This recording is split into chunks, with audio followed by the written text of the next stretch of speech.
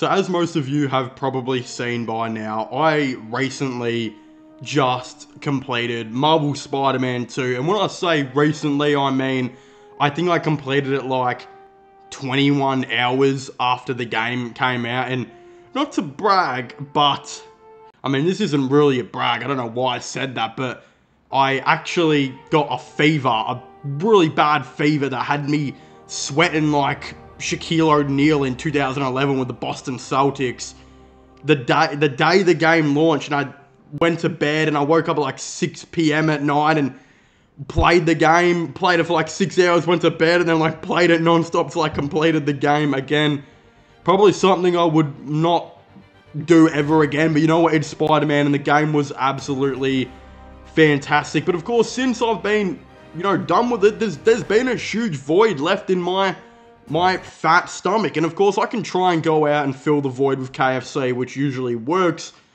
But today, I'm actually going to be talking about what I think I would do if I was in charge of Marvel Spider-Man 2 DLC, but also more so what I think they are going to do. Of course, there are still a couple of side missions here and there that you can do in the game once it's done. Again, spoiler alert, somewhat. But of course, a couple of them are really, really sad. I forgot which one it's called, but the one where the grandpa goes missing, and of course the mission just called Howard. Oh my god, I'm not gonna lie. I have never cried to a video game, I don't think ever. But I got home after a really long shift. I don't think I've even cried in 6 months, probably to a year. And man, Howard, that mission had me tears at the end because he was one of my favorite characters in Marvel Spider-Man. And of course, we know what happened again.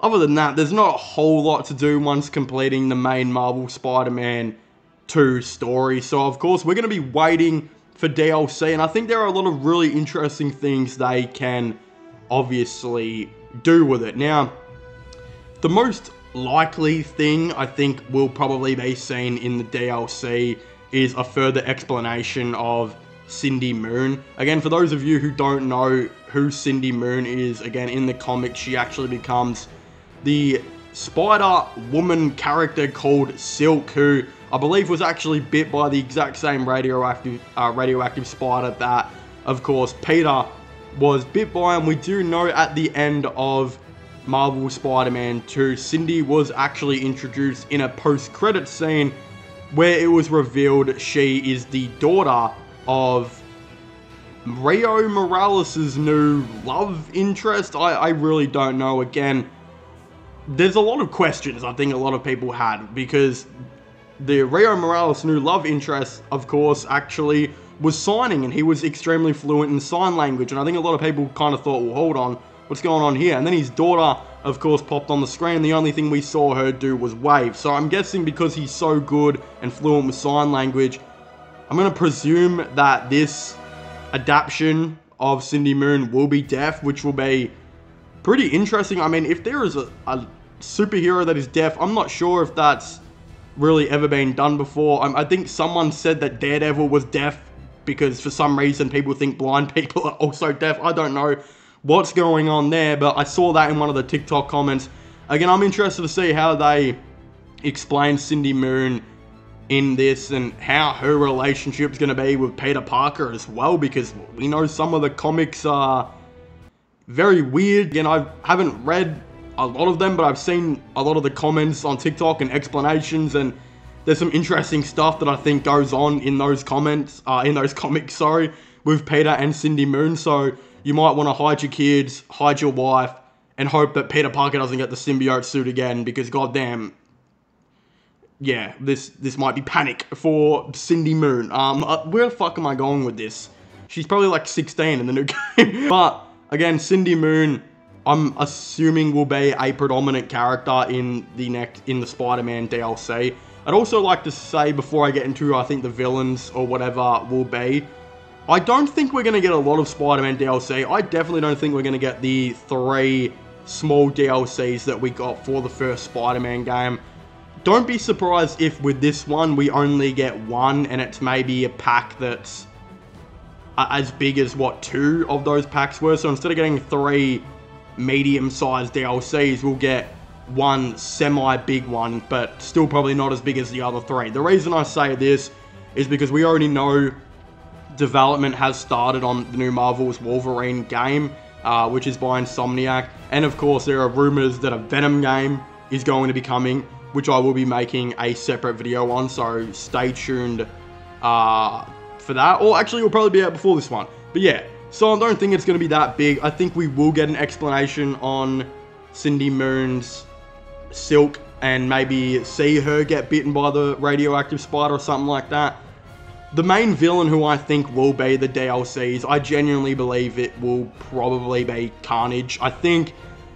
I would have thought Carnage would have been saved for the third game, but with how things have kind of been going, I actually believe what they'll do is they will introduce Cletus Cassidy as, well, they've already introduced him as side missions in Marvel Spider-Man 2, but I think they will further elaborate him more in this DLC. Again, for those of you who don't know, in Marvel Spider-Man 2, in the side missions, it is revealed he is the leader of this flame cult that are pretty bad. They also brand people. It's revealed at the end he actually stops an Oscorp train, and he does get his own symbiote. So we do know Carnage is happening. He also said there will be Carnage or something very similar to that Woody Harrelson line at the end of like Venom post-credit scene. It's going to be interesting. I don't actually think with how this is going, I don't think they're going to use Carnage for Spider-Man 3 now. I think what's going to happen is Carnage will be most likely the main villain of this DLC. And it will be, of course, up to Peter and Miles to obviously stop him. But I actually think this might lead into more of the Venom game, which I do think the Venom game is coming. I think it's very obvious. They've spoken about it. If it doesn't, look, I'm not sure how they're going to go about it, especially considering I'm pretty sure Venom died at the end of the game. But in saying that, it does look like a Venom game is going to be coming. So I do believe Carnage will probably be the main villain, and it will probably even lead on furthermore to the Venom game. I also believe one of either Sandman or Mysterio might come back. Mainly Sandman. I really thought there was a lot more to desire with Sandman's story. I really wanted to see more of Sandman. Again, it was kind of resoluted in the end where his daughter got the statue that Spider-Man gave her, and then of course we know Sandman end up being locked up. But I just feel with how awesome he was in the game and we didn't get to see much of him, it would be a bit of a waste if we didn't see him. So it's not more that I believe he will be in it, more that I want him in it. Again, Mysterio, I mean, they kind of resolved Mysterio. I've been hearing some people say he'll be DLC. I actually don't think so. I think Mysterio was resolved and his story was somewhat complete in this. I've also been hearing people say that Gwen Stacy is going to be in the DLC. I also don't believe that. I don't think they are going to go near Gwen Stacy in this Spider-Man universe. And if they did, it would definitely be for Spider-Man 3. So 100% don't expect her to be in DLC. And then the other one, of course, I think, who will be one of the main characters, especially if Carnage is the main villain of this DLC, is Wraith. I think we know we got to see her be a really cool badass in this game. She is after Cletus Cassidy, who is the Flame, who is now becoming Carnage, as we know. And again, she does help out a fair bit. If you complete that, she'll be a random person who will come and help you fight against NPCs around New York, just like how Miles Morales does. Again, I think she'll be a big player in the DLC. I think her and Carnage will probably be the two main characters. Seems like that story was extremely left wide open for a really big thing. And I think that's where they'll focus on the DLC. And then, of course, yeah, it will probably be 2/3 the size of Marvel Spider-Man's DLC. Because I think they're going to want to, of course, work on Wolverine, and then they're going to want a lot of people to work on Venom. So Venom, like how Marvel's Miles Morales was like a little DLC-sized game, I think a very similar thing will probably happen with a Venom game. So I'm not exactly too sure. It's going to be really interesting to see how this, of course, does go. Please make sure to leave a like and subscribe to the channel. Comment your thoughts and opinions down below. What would you guys like to see for Marvel Spider-Man 2 DLC? Or do you guys think they're just not even going to do DLC, maybe go straight into a Marvel's Venom game or a Marvel's Wolverine game, as we know they're somewhat doing? Let me know your thoughts and opinions down below. Please make sure to leave a like, subscribe, and comment. And I'll see you guys next time. Goodbye.